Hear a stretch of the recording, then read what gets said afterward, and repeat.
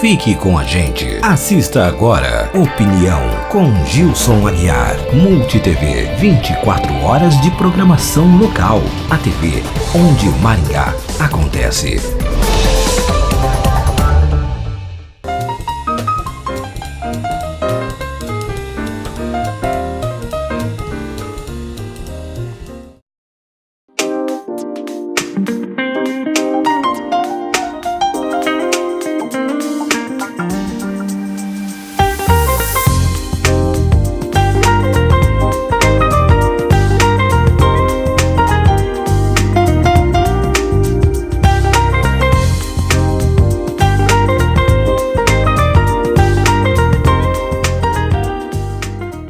Hoje, no Opinião, nós vamos falar um pouquinho sobre algo que os brasileiros às vezes fazem críticas pesadas. As políticas públicas do governo. Uma das que mais sofre críticas, às vezes elogios, às vezes mal entendido, é o Bolsa Família. E outras políticas do governo, alguns dizem que é clientelismo, que não geram resultados. Será? Para conversar sobre esse tema, eu tenho aqui comigo o advogado, eu tenho Bruno Grego Santos. Ele é presidente da Comissão de Advocacia Pública do OAB Maringá. Bruno, a primeira pergunta que eu quero te fazer. Políticas públicas são boas ou são ruins num país como o Brasil? Antes de mais nada, seja bem-vindo à Opinião. Obrigado. O entendimento sobre gestão pública, sobre administração pública, vem evoluindo ao longo das décadas para chegar no ponto que estamos hoje de um foco nas políticas públicas. As coisas estão melhorando. Exatamente. Então, nesse sentido, as políticas públicas vêm para trazer um posicionamento melhor. Nós começamos simplesmente com uma visão de administração pública, uma visão estrutural, uma visão hierárquica, em que você teria os órgãos da administração pública para isso, por isso se chamaria administração no sentido de corpo. Um conceito que evoluiu para gestão pública, práticas de gestão, práticas administrativas, mudando o foco da estrutura para o processo. E hoje um entendimento que tem evoluído no sentido de estudo das políticas públicas, numa visão programática, numa visão de entender por que nós queremos fazer isso e o que nós queremos fazer. O que a gente espera disso? O que nós esperamos, quem são as pessoas que devem ser beneficiadas, qual é o modelo de Estado que nós temos defendido e, a partir disso, aí sim moldar a atuação do Estado. Deixar de ser uma atuação casuística, para resolver caso a caso, para ser uma atuação programática. Nesse sentido, as políticas públicas, elas são, sem dúvida, um avanço na administração pública, no sentido de que nós deixamos de ter uma administração pública que simplesmente se ocupa de casos específicos e dá soluções pontuais a esses casos específicos e assim vai levando para ter uma visão de futuro, uma visão de médio e longo prazo e uma visão voltada a traduzir a verdade das urnas, um projeto político para, de fato, uma atuação estatal. Então nós temos duas coisas importantes que você coloca. Tem uma administração pública. Exato. Eu tenho um patrimônio público. Eu tenho um gestor público. E o gestor público, ele tem um projeto, deveria ter um projeto nas suas políticas públicas de resolver problemas, médio e longo prazo. Vou dar um exemplo mais prático, que talvez os nossos telespectadores sempre escutam comentando, que inclusive foi objeto de discussão na mídia quando se teve aquele boato de suspensão do Bolsa Família. Exatamente. Uma série de pessoas beneficiadas foram parar nas agências da Caixa Econômica Federal, revoltados com aquilo. Bom, nós temos então um país que tem uma forma de fazer política com as políticas públicas. Sim. O nosso maior problema é esse planejamento a longo prazo, a falta de monitoramento, é a forma como a gente administra essas políticas públicas, ou nós vamos conseguir bons resultados com ela. Objetivamente, um programa como o Bolsa Família, por exemplo, está fadado a ser um sucesso, está fadado a ser um fracasso. Como é que você avalia? Os programas de distribuição ou redistribuição de renda, programas que voltam o seu foco para o desenvolvimento social, sem dúvida são programas muito importantes. O programa em si, ele não é bom nem ruim, ele é um programa a ser executado. O objetivo e a maneira como ele é conduzido é que vai, de fato, trazer o tom que isso vai imprimir à sociedade. Isso pode ser uma política pública desenvolvimentista para consolidar um posicionamento realmente de melhoria geral e de redistribuição de riquezas e de participação geral nesse barco do progresso, ou ele pode ser simplesmente um instrumento de consolidação dessas populações numa situação que não é a situação econômica ideal, para que possam ser massa de manobra. Quem vai dar o tom, quem vai dar o sentido é o gestor, que acaba por conduzir essas políticas públicas. Aí o problema da escolha do gestor. Exato, porque a política pública, uma política pública de geração de renda, ela é um instrumento, não é um fim em si mesmo. Agora, deixa eu fazer uma pergunta. Eu sou um cidadão comum, assim como você.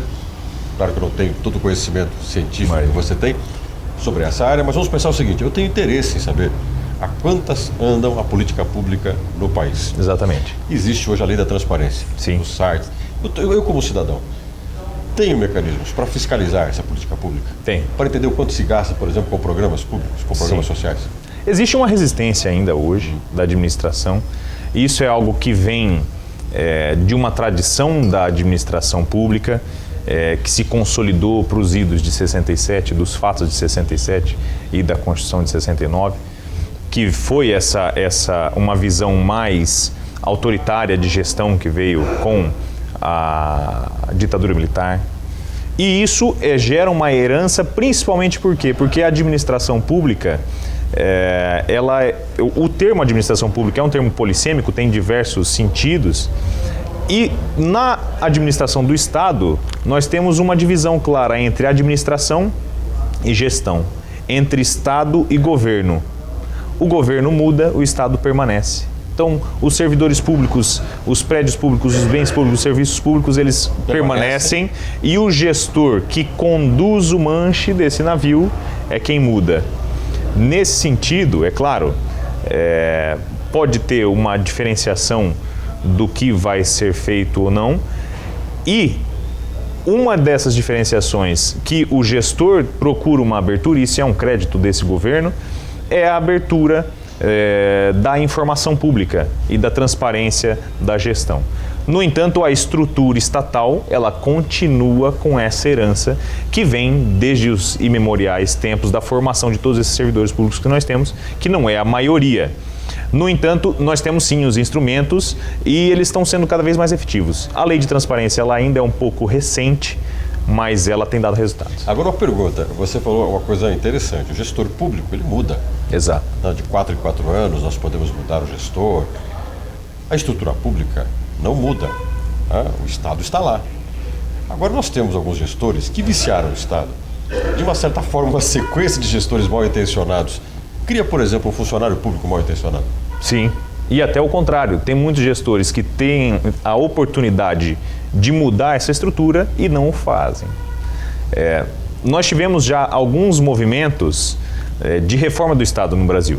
Nós tivemos movimentos de reforma do Estado do Brasil nos anos 70, nos anos 80. Nós temos um projeto de lei, um anteprojeto de lei que foi composto por uma comissão de juristas liderada pela professora Maria Silvia de Pietro, da USP, que fez um anteprojeto de reforma administrativa do Estado para mudar um pouco dessa rigidez do formato do Estado que nós temos no Brasil. Mas existe uma resistência intraestatal que é natural, porque o corporativismo dos servidores públicos, não de todos, mas de alguns servidores públicos, faz com que, de fato, haja uma resistência, e tem muitos gestores que, com o poder para alterar, não alteram, porque, obviamente, os servidores públicos são uma parcela muito importante do eleitorado. Aí tem uma coisa importante aí, quando você fala do funcionalismo público, né? Nós costumamos sempre associar a corrupção ao gestor, o representante público que é eleito. Mas nós temos dentro da máquina pública muitos problemas de corrupção que acabam envolvendo políticas públicas, desvios de recursos, não por parte daquilo que você imagina. O secretário de determinada pasta ou um grupo de representantes públicos que se articulam para certos benefícios. Às vezes você tem o funcionário público. Exato. E quando você fala de mudar o gestor pelo voto, é uma coisa. Como é que você interfere no funcionário público, que sempre é visto como alguém que tem uma estabilidade blindada? Políticas públicas podem ser prejudicadas por péssimos funcionários públicos? Como é que você, como cidadão, age diante disso? Nesse sentido, é óbvio que nós temos bons e maus agentes em todas as esferas, em todos os níveis. E é aí que nós voltamos a um assunto que nós já tratamos, que é a questão do controle social. Então, nós temos várias formas de controle sobre a administração pública, e as formas de controle não incidem somente sobre a gestão, mas também sobre o Estado, sobre os servidores.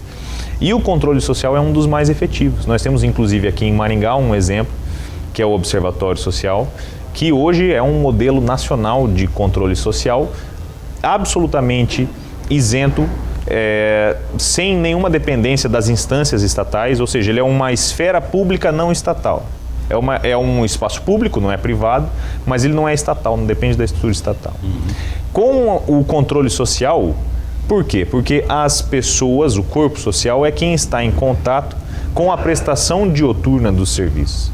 Então, quem tem mais contato quem sabe qual é o servidor que pede uma propina, quem sabe qual é o servidor que segura um processo administrativo ou que não aprova o meu projeto de reforma da minha casa porque ele tem uns outros processos para passar na frente, que, repito, não é a maioria, mas existem casos, é justamente o cidadão comum. Então, o nosso maior instrumento de controle nesse sentido é o controle social. As pessoas é que, de certa forma, buscam no Estado esse tipo de favorecimento, esse tipo de desvio de recursos.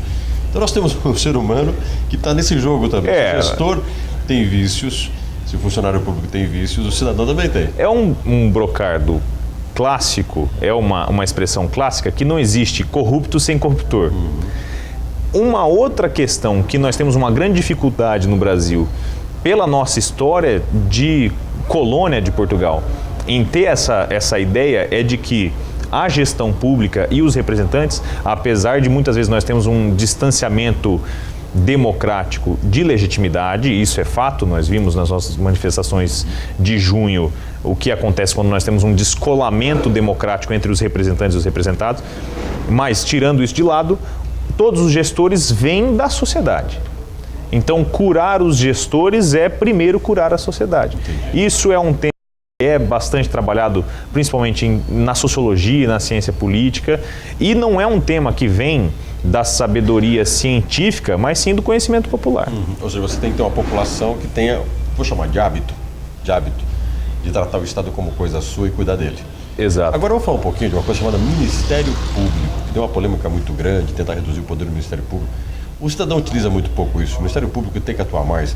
Como é que você avalia o papel do Ministério Público nas mudanças em relação ao papel que o Estado tem e as políticas públicas para cumprir sua função? O Ministério Público, assim como a OAB, foi um grande agente e ainda é um grande agente de democratização no país. O Ministério Público tem um grau muito saudável e importante de independência, e nesse sentido o Ministério Público tem as ferramentas para agir na busca da democratização, na busca do combate à corrupção. No entanto, o Ministério Público também acumula outras funções, por exemplo, a persecução penal. Quem tem a legitimidade para entrar com uma ação para combater um crime é o Ministério Público. E nesse sentido, como a maioria das estruturas estatais do Brasil, porque o Ministério Público não deixa de ser Estado, nós temos um acúmulo involuntário de serviço. Nesse sentido também, o Ministério Público tem de fazer opções. E essas opções podem ser orientadas, inclusive, pelos pleitos da população que se dirigem ao Ministério Público. Ou seja, o que é importante e o que não é, passa por isso também. Exatamente. Você calcula que o Poder Judiciário, na última questão nossa, ele está emperrado pelo excesso de trabalho? Ele é emperrado porque é muito problema e pouca gente para tentar resolver? Também.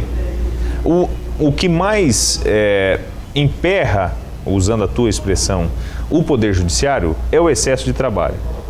O que acontece é que nós não analisamos bem a origem desse excesso de trabalho. Então foi feita uma pesquisa muito recente na Austrália sobre cultura de judicialização.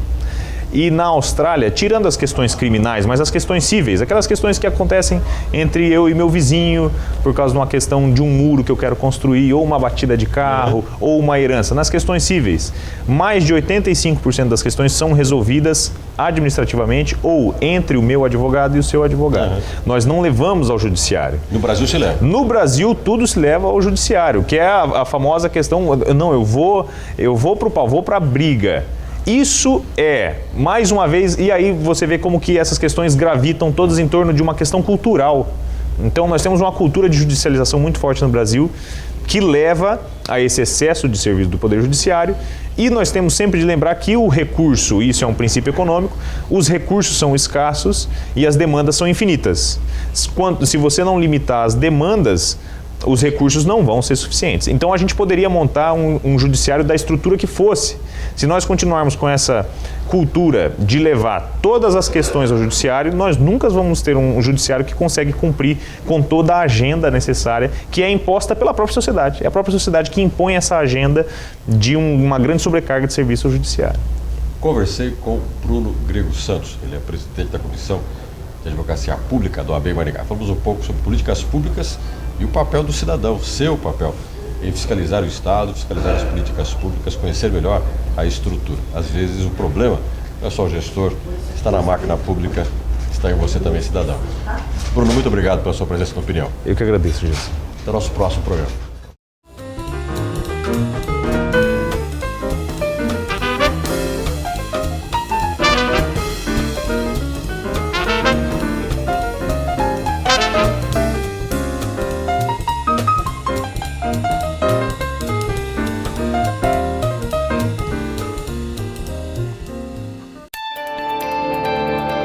Você assistiu Opinião com Gilson Aguiar. MultiTV, 24 horas de programação local. A TV onde Maringá acontece.